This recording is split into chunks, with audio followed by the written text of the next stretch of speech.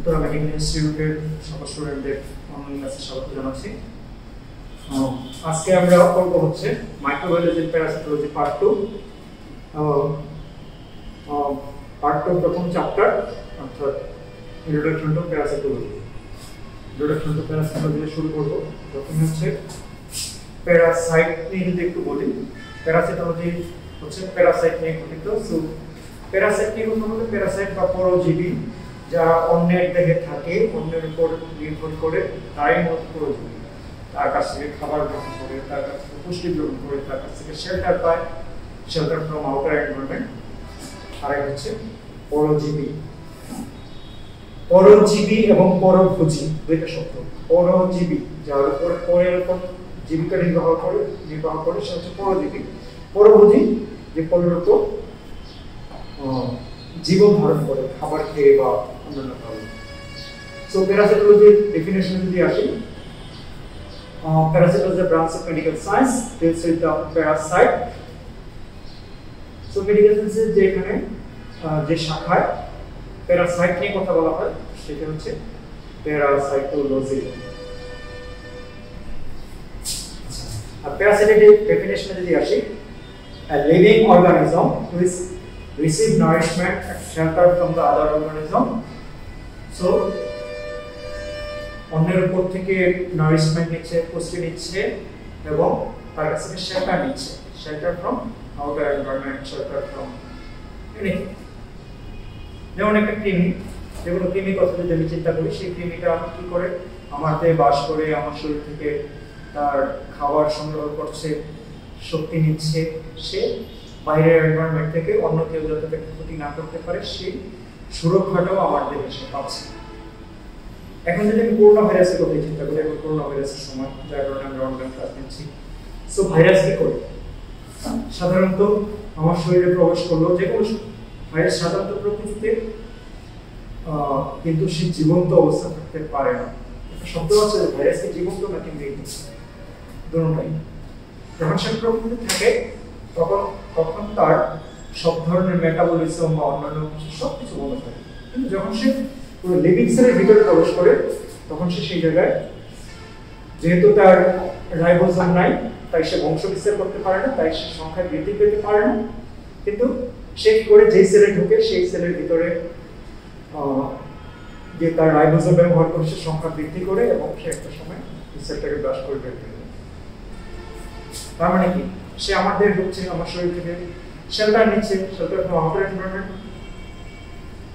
এরপর হচ্ছে সে তার নিউট্রিশন নিচ্ছে, সবকিছু। যদিও ভাইরাস ক্ষেত্রটা ভিন্ন। আমি যদি কৃমির কথা চিন্তা করি, আমরা বিভিন্ন কৃমি হয় শরীরের মাথায় উপর হয়, ইত্যাদি যে হয়, এগুলা কি করে? এগুলো আমার শরীর থেকে শক্তি নিচ্ছে, প্রোটেকশন নিচ্ছে, সবই নিচ্ছে। সো যে উদাহরণ যদি দিতে পারি, একটা মেক্সটারিকা কিংবা প্লাজমোনিয়াম ভাইরাস, প্লাজমোনিয়াম ম্যালেরিয়া, প্লাজমোনিয়াম ভাইরাস, এগুলো হচ্ছে কিছু প্যারাসাইটের উদাহরণ। এবার ক্লাসিফিকেশনে যদি আমি আসি, প্যারাসাইটকে স্ট্রাকচার অনুযায়ী যদি ক্লাসিফাই করি, সেক্ষেত্রে প্রথমে আসবে প্রোটোজোয়া এবং মেটাজোয়া।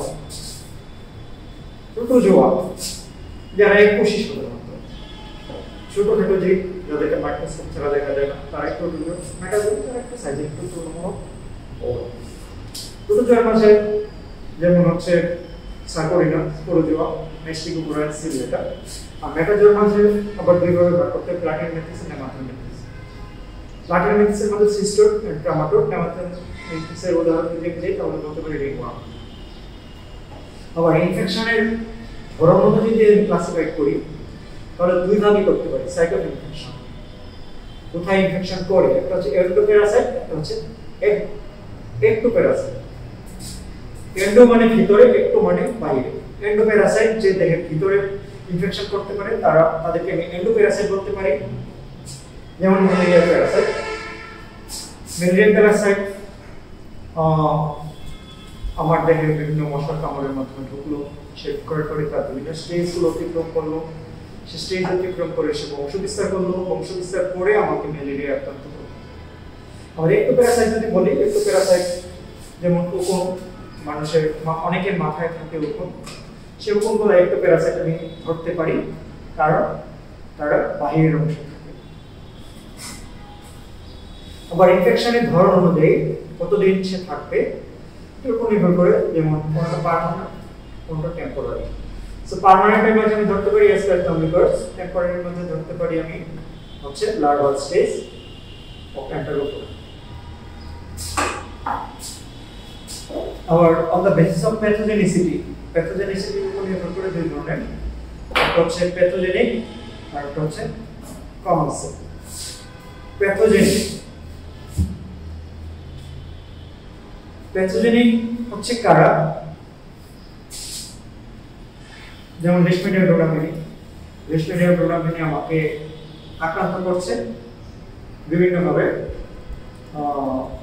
কিন্তু আমি যদি একটু কমন সেন্স হিসেব করি, যেমন অ্যান্টাইমা কোলাই বা অ্যান্টাইমা কোলাই সাধারণত আমার শরীরে নরমাল ফ্লোরা হিসেবে থাকে।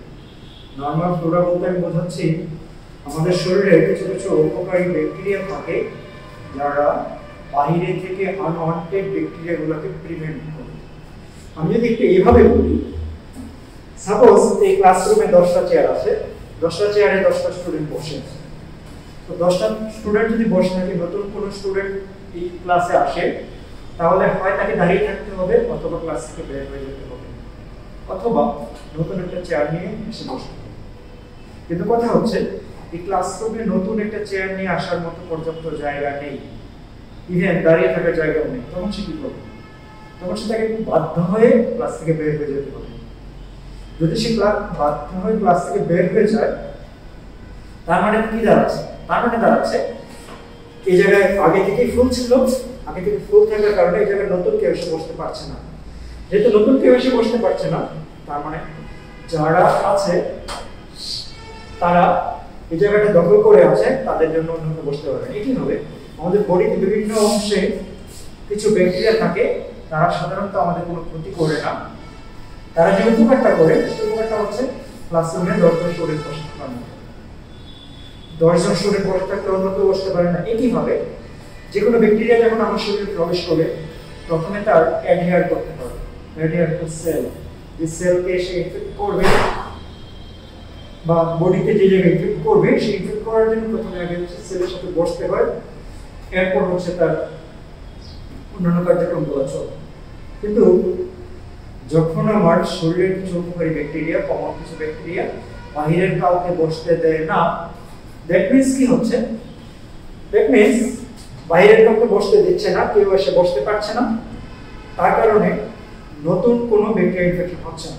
কারণ যে আসছে তাকে সে বাধা দিচ্ছে বসতে, সে যদি বসতেই না পারে সে শুবে কোথায়? বলে না বসতে থেকে শুতে চায়, তাকে তাকে বসতে হবে, একটু শোয়ার কথা, খাবার কথা, সব কিছু। সে বসতেই পারলো না, খাবারও খেতে পারলো না, আলটিমেটলি আমার শরীর করে ইনফেকশন করতে পারলো না। সো এই ধরনের কিছু উপকারী ব্যাকটেরিয়া থাকে, তাদেরকে আমরা নরমাল ফ্লোরা বলি। আর এবার আমি একটু হোস্টের মাঝে আসি। হোস্ট কারা? আশ্রয়দাতা। আশ্রয়দাতা কারা? আমার শরীরে যদি আমার মাথায় কোকন হয়, তার মানে কোকন খাবার গ্রহণ করছে আমার শরীর থেকে, কোকন শেল্টার গ্রহণ করছে আমার শরীরে, কিংবা আমি যদি কৃমির কথা চিন্তা করি, অ্যাসপারিসনাম রিভার্স, সেই কথাই থাকে। সো এর কি করে? সে লার্ভাল স্টেজ আমার শরীরে ঢুকলো, অ্যাকচুয়ালি তার সিস্ট ঢুকে, ঢুকার পরে সে ওইখান থেকে লার্ভাল স্টেজ পার করে অ্যাডাল্ট স্টেজে চলে যায়। একটা সময় সে আবার কিছু সিস্ট স্টোরের সাথে বের হয়ে যায়। কিন্তু সে কি করছে? সে আমার শরীরে ঢুকলো, ঢোকার পরে আমার শরীর থেকে এনার্জি নিল, নিউট্রিশন নিল, আমার শরীরে খাবার খেয়ে এক জায়গা থেকে অন্য জায়গায় গেল, বিভিন্ন অংশে ট্রাভেল করবে। একটা সময় আমাকে অসুস্থ করলো, আবার অনেকে অসুস্থ করেও না, কখনো সিমটোমেটিক হয়, কখনো অ্যাসিমটোমেটিক হয়। আলটিমেটলি কি হচ্ছে? আলটিমেটলি হচ্ছে তাকে আমি আশ্রয় দিচ্ছি, তাকে আমি খাবার দিচ্ছি, তাকে আমি শেল্টার দিচ্ছি, সবকিছু দিচ্ছি। তার মানে হচ্ছে আমি হোস্ট। আর যে ঢুকলো সে হচ্ছে প্যারাসাইট। তার মানে প্যারাসাইট কে হচ্ছে? প্যারাসাইট শিফটিং হচ্ছে প্যারাসাইট, আর আমি হচ্ছে হোস্ট। কারণ আমি তাকে শেল্টার দিচ্ছি, আমি তাকে খাবার দিচ্ছি, আমি তাকে পুষ্টি প্রোভাইড করছি। হোস্টের ক্লাসিফিকেশনে যদি আসি, হোস্ট সাধারণত 3 ধরনের: eliminative host, intermediate host,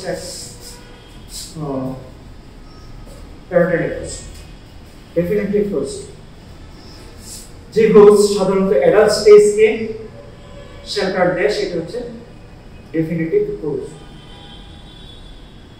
adult স্টেজে শেল্টার দেয় দ্যাট মিন্স অ্যাডাল্ট স্টেজে কি হয় অ্যাডাল্ট স্টেজে তার বংশ বিস্তার হয় অ্যাডাল্ট স্টেজে তার জীবন ধারণের অত্যাবশ্যকীয় যে উপাদানগুলো প্রত্যেকটা স্টেজ সে পার করে সো অ্যাডাল্ট স্টেজ হচ্ছে ডেফিনেটিভ হোস্ট যেমন